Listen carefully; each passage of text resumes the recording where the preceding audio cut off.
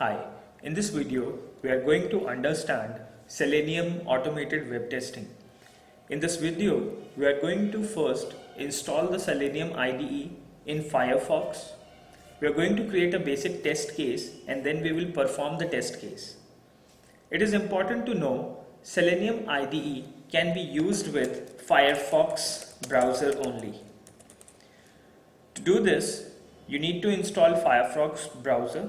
In case if you don't have a Firefox browser, you can browse to google.com and you can download Firefox.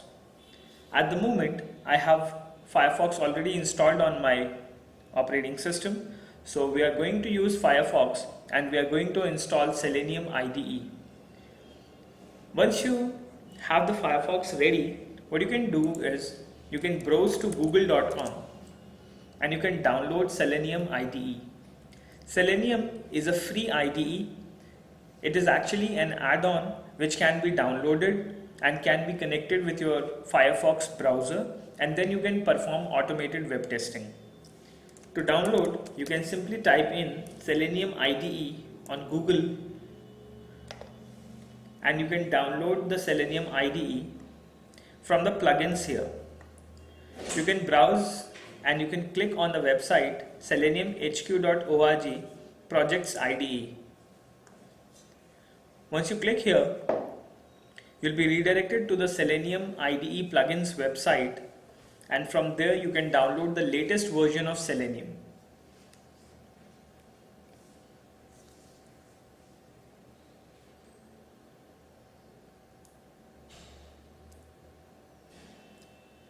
Once we have reached to the website here, you can see that this is a quick user interface of the Selenium IDE which you will be using in your browser.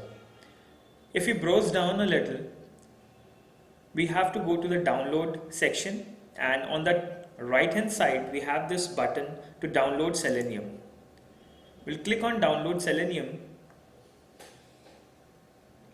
and we'll be redirected to the link from where we can download Selenium and we can integrate Selenium in our Firefox browser.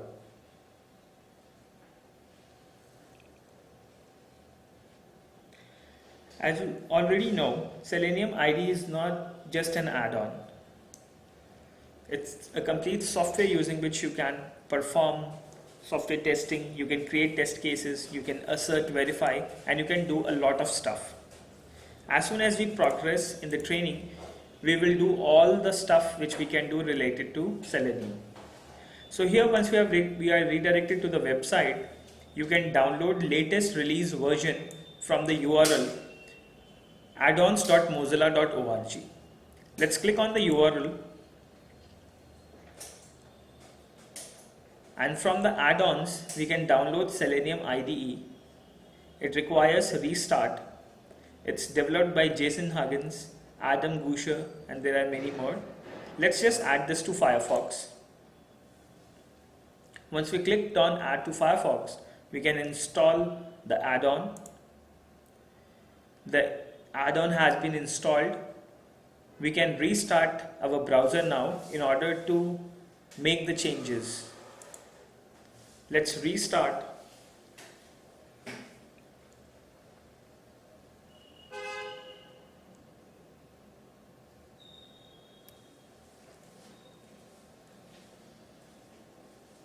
So here your browser has been restarted, and now in many of the browsers in Firefox you can have the extension at the right hand side here for Firefox, but since I have other extensions pre-installed like Grammarly and Pinterest, so what I can do is I can move to the tools option on Firefox here, and on the tools at the very bottom you can see that we have got Selenium IDE. You can also use the shortcut Ctrl-Alt-S to start Selenium. Let's click on Selenium IDE and we'll get an interface using which we can test our websites. Here you can see that we have a menu bar. From the menu bar we can create the test cases, open test cases, save test cases, and we can do a lot of stuff.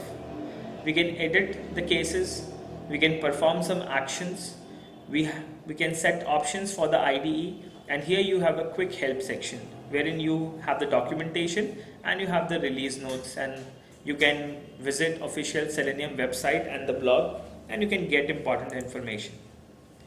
The second information you have to provide is the base URL. This will be the seed URL where your testing will begin. We can see that just below this we have a progress bar kind of a control.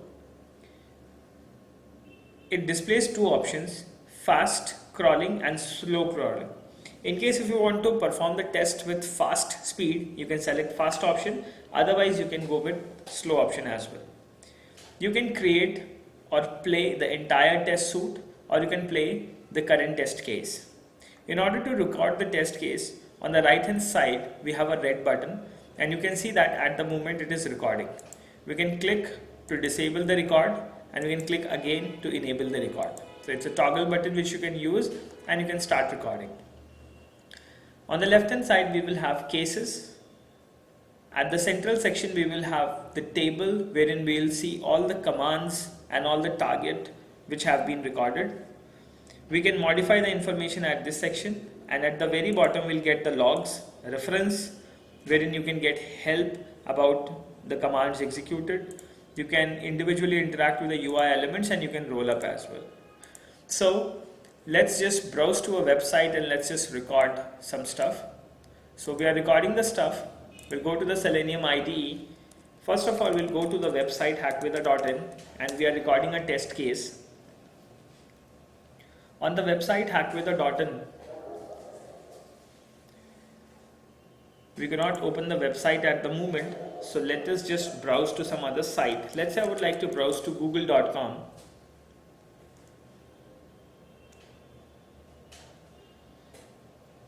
And on the website here, let's say we are going to type in something like calculator, or we can do some stuff like, instead of opening a calculator, let's say we have got the calculator here. So we have got a scientific calculator, and let's say we want to perform some test. Let's say I want to perform some test like 10 plus 30 is equal to 40. So we have got a value. We can go to Selenium now, and you can see that some tests has been recorded. So we have got some records like we have to open a website, then we have to go to a list, we have to type calculator, and some other records are not being recorded at the moment. So let's just do that. 10 plus 30 is equal to 40. So here at the moment we have just got these records wherein you can open the calculator, and you can do the stuff. Moreover, as soon as we progress further in the test cases, we'll make you understand how you can click the button controls and how you can create custom commands as well. But that we'll be covering a little later in the Selenium web testing demo. So now let's say we have got some information like this. So here some commands are identified. Let's say we go to something like calculatria.com. So once we clicked on calculatria.com, actually by chance the stop has been removed.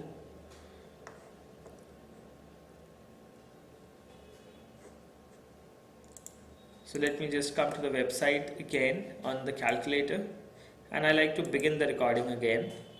So in order to begin the record, I'll do something like 10 plus 20, and I'm going to press equal to, and I'll get 30. And now this time I would like to see whether the record has been recorded or not. So we have gone to this website, we have clicked on back again, then we have typed in something. We can go to the website Calculatria. So you can see that we have reached to the URL here. So at the moment, this is how you can see that the tests are being recorded, and you have the individual element identified for a specific click which you have done. In the reference, you can see that type means there is a locator and a value, so you can understand the references here on the ID as well. So this is how we can record the cases, and we can test the cases. So let me just clean it for a moment. I would like to delete the records as well. So you can click on delete to delete the records in case if you want to restart your recording. So let's say we have just deleted the records and I would like to quickly record again. So I'll go to the website google.com. On the website google.com,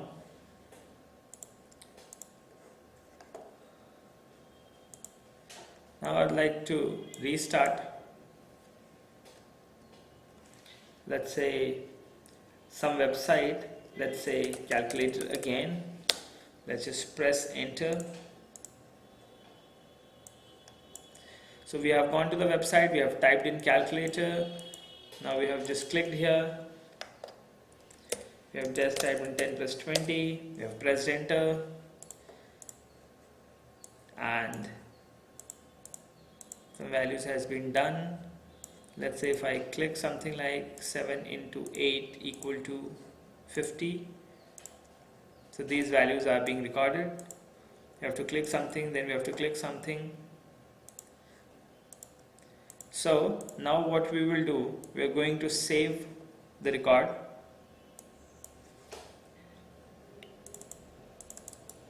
We can add a new test case or we can delete the test case. So here are the commands. We can save the test case as, let's say I would like to save the test case as on my documents. I would like to save it something like test1. So test1 has been saved, and in case if I want to test the case again, so I'm going to remove Google from here. Let's just run the test case again. So now we are running the test case. So Google at the bottom, you can see Google has been opened. Now once the Google has been opened, calculator will be clicked, and once the calculator has been clicked, some elements would be clicked if found.